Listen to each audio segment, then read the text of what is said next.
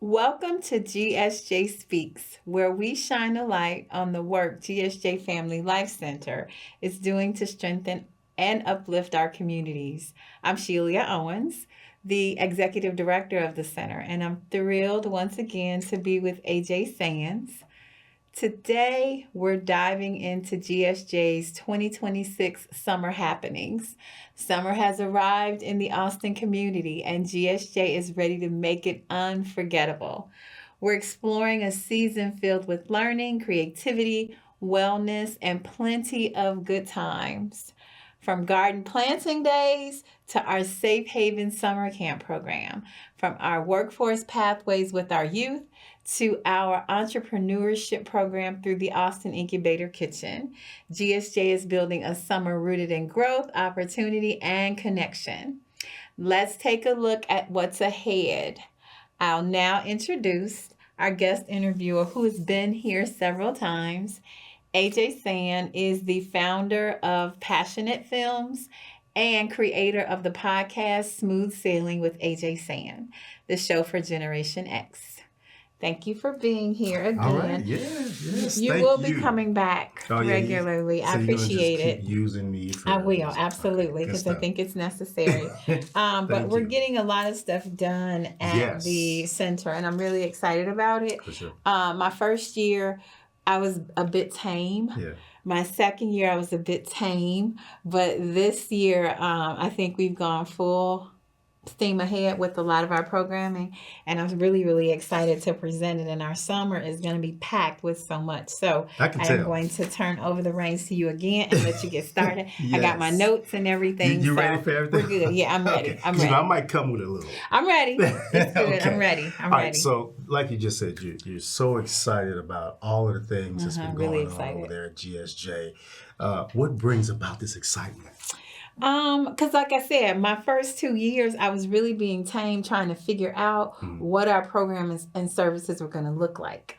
I think that we have our basic catalog of services now. Those 9 programs are going to be rolling, and we have something that's going to be launching. Well, we've launched the garden this year.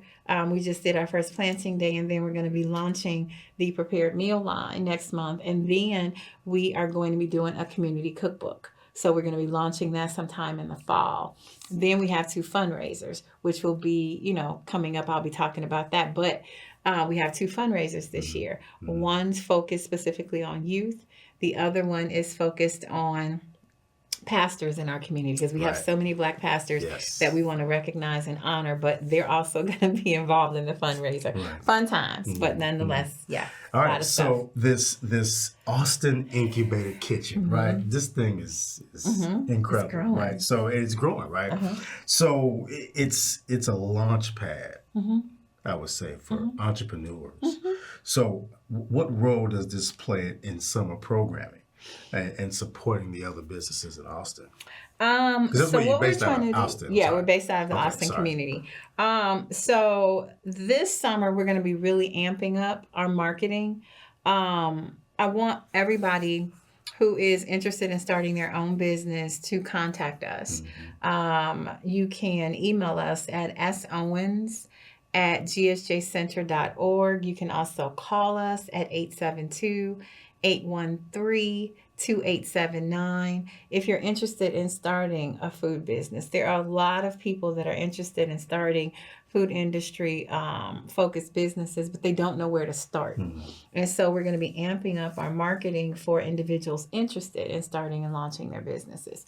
But we're also, I want to make sure I make note of this, we want to help current business owners and food truck owners re-up their licenses, because you have a certain number of years on each license, your city license, your shared kitchen user license.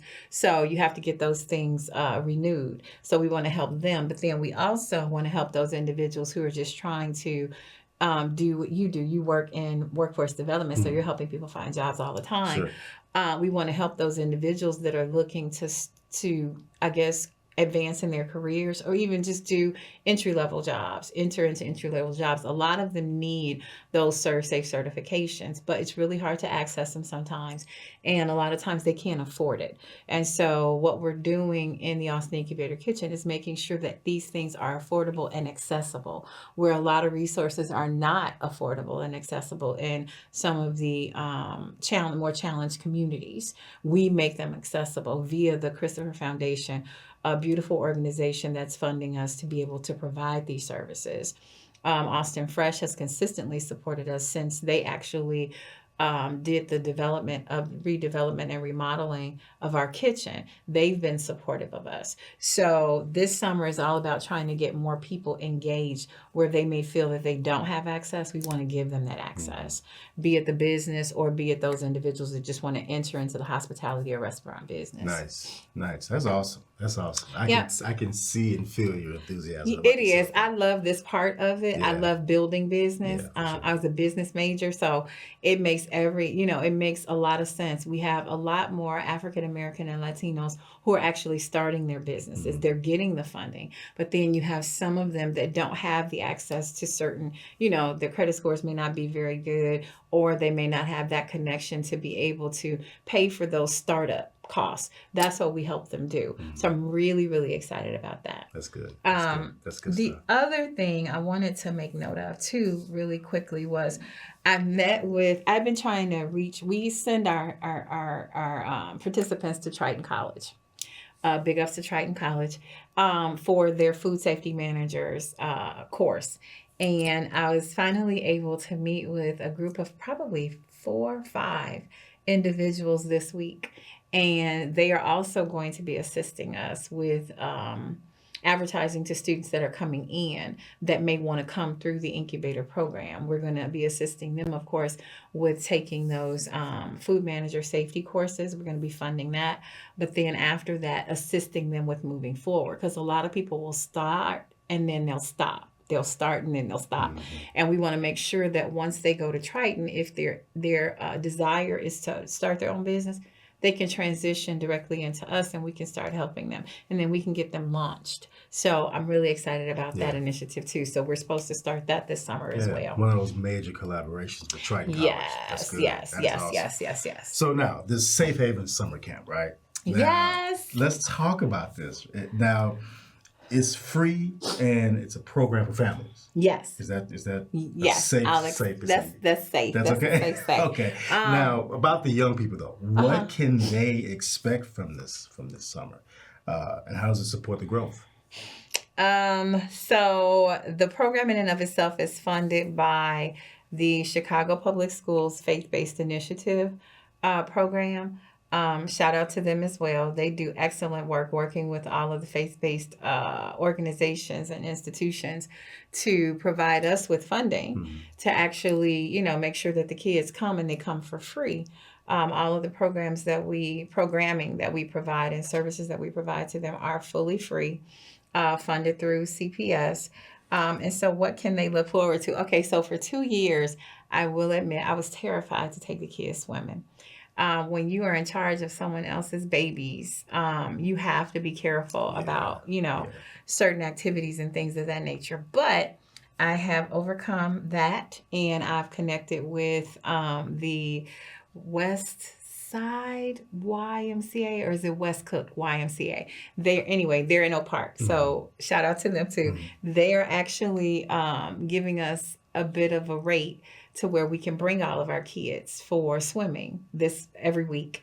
And they're also going to give us an instructor who's going to be supporting the kids that can't swim, because we're working with kids between the ages of 5 and 13. And some of them we know can't swim, but it is important and significant that every child learn how to swim. And I know that right now going into the Y or even the Park District, they charge, and they should, as businesses, they should do that. But a lot of kids can't afford it. A lot of parents can't afford it, especially when you have 3, 4 kids. It's hard to afford summer camp. So I'm grateful that CPS, through the Faith-Based Initiative, is allowing that. And then for us to be able to add a little bit of our own funding that we get to ensure that the kids can swim, they have sports, we have arts and crafts, the STEM classes, which people will see the picture on the screen. That's done by Miss Stacy Asadeco. She is great. She has several businesses, but teaching STEM classes is a love of hers. And she wanted to make sure that kids in our community have options and opportunities to be able to experience that. So she comes in to do that. And then we have our field trips. Which I love planning.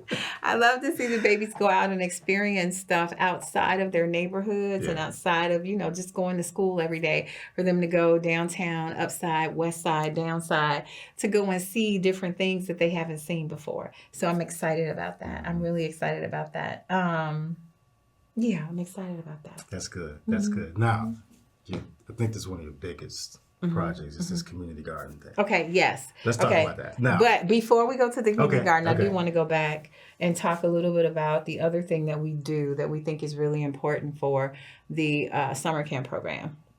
Because I read a statistic, and I don't know how current it is, but like only 30% of CPS students are meeting reading and math at level, right? Yeah. So you have a huge portion of those kids that are not. One of the things that we do is the first part of camp, the kids are doing math and reading enrichment.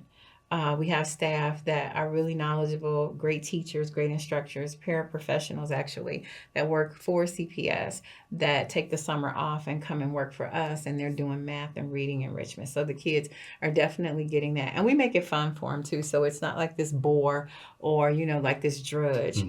She's very good at working with the kids, and so I'm excited about that. So the math and the reading is a big thing for me, but also the other activities, so that they have a fun-filled and fulfilling summer. So nice. I just wanted to say that. I'm good. sorry. Okay. All right. This is all about GSJ. Yes, it is. All right. So this community garden. Yes.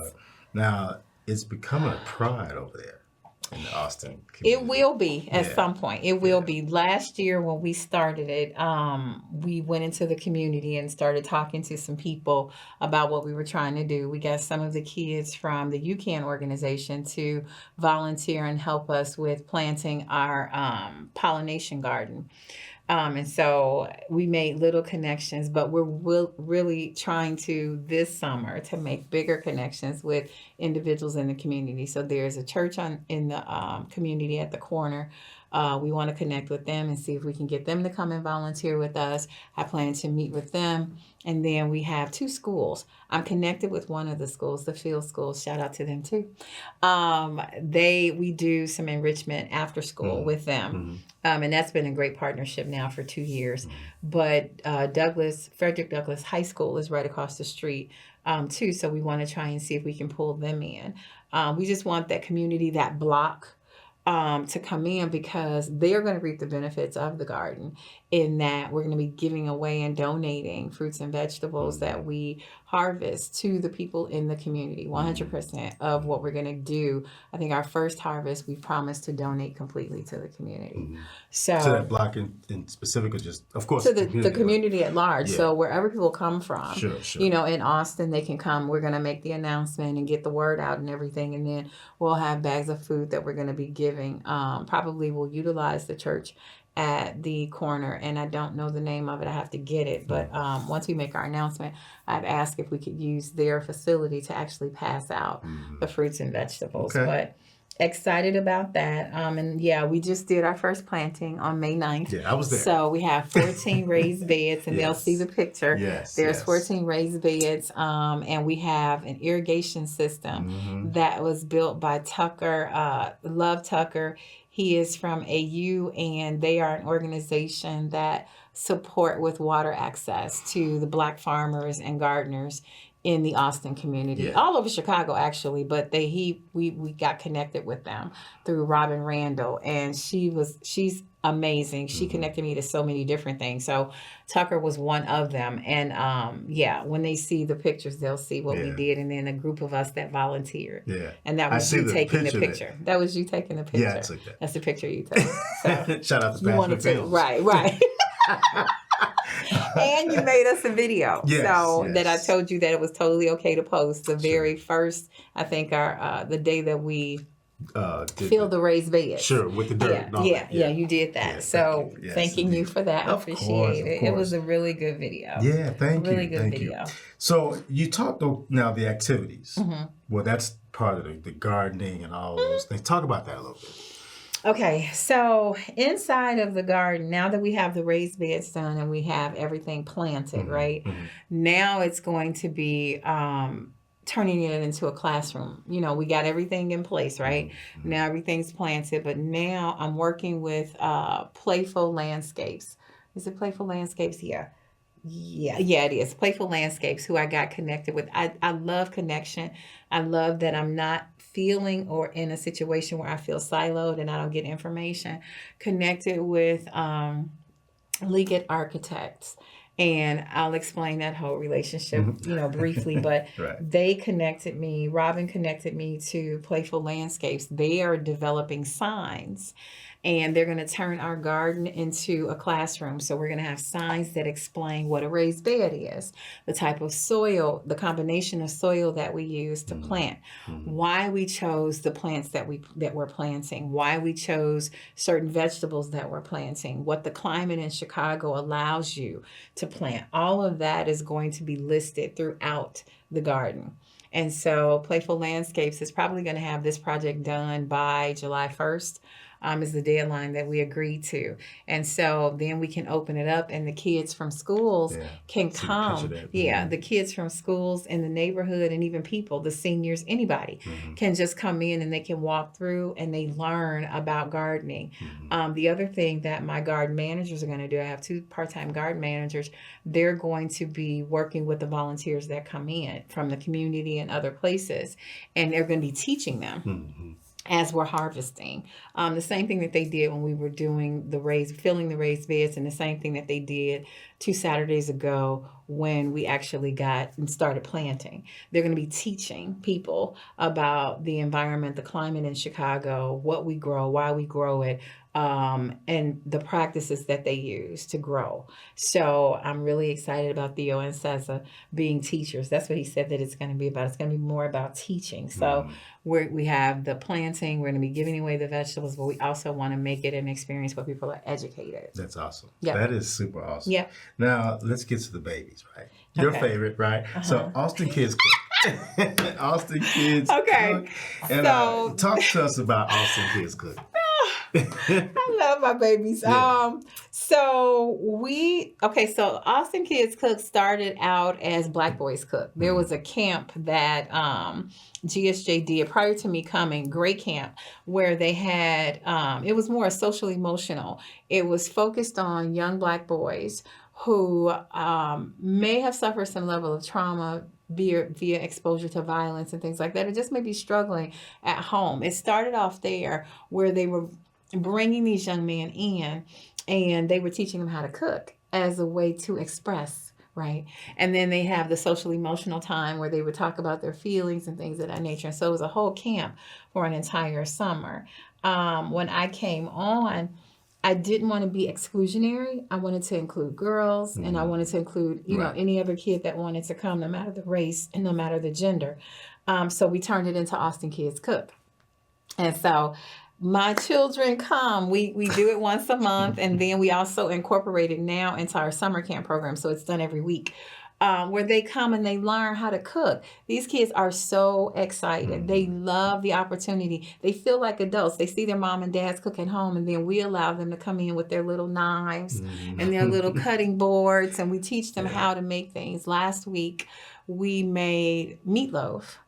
And we made mac and cheese for them, with them actually. And so there are pictures up there. But then some of the other pictures are them when we were making salad. And then I think we did chicken tender. So we kind of let them pick what it is that they want to make, and we try to make sure we incorporate something healthy. And then the babies there are cutting up, I think those are strawberries. We were doing strawberries and tomatoes for a salad. So giving them the opportunity to come in the kitchen and learn how to cook, they absolutely love it. The parents even love it because sometimes they'll get in there with them and help them out.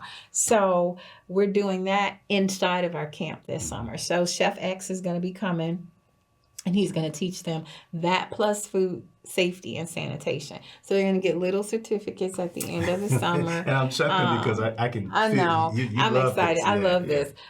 Little, certificates about safety and sanitation. They're going to receive those certificates at the end of the summer. So we're going to take a lot of pictures and share with everybody. But yeah, loving this program. I love working with kids. I love being able to shape their thought processes and to make sure that they understand that they're not limited by anything. They're not limited by anything. They can do anything.